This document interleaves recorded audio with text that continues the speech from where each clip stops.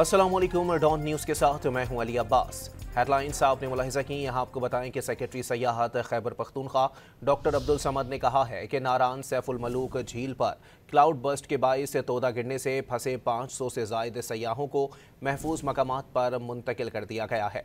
नारान सैफुल मलूक झील रोड पर cloud burst की वजह से तोदा गिरा, जिससे मुल्क भर से आए हुए 500 से ज़ायद सयाह फंस गए थे। वाक़े पर वज़ीर आला खैबर पख्तूनख्वा अली अमीन गंडापुर ने फौरी नोटिस लेते हुए सेक्रेटरी सयाहत खैबर पख्तूनख्वा डॉक्टर अब्दुल समद को सयाहों की हिफाजत के लिए हर किस्म के वसाइल इस्तेमाल करने की हिदायत की। सेक्रेटरी सयाहत खैबर पख्तूनख्वा के मुताबिक रेस्क्यू ऑपरेशन के जरिए सयाहों को बाहिफाजत महफूज मकामात पर मुंतकिल कर दिया गया है। सेक्रेटरी सयाहत ने सयाहों को मशवरा दिया है वो किसी भी नाखुशगवार सूरत हाल से बचने के लिए या सफ़र के दौरान एमरजेंसी की सूरत में हेल्पलाइन 1422 पर राबता करें।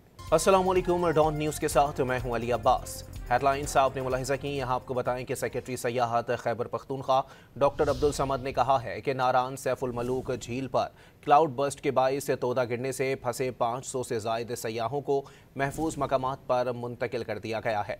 नारान सैफुल मलूक झील रोड पर क्लाउड बस्ट की वजह से तोदा गिरा, जिससे मुल्क भर से आए हुए 500 से ज़ायद सयाह फंस गए थे।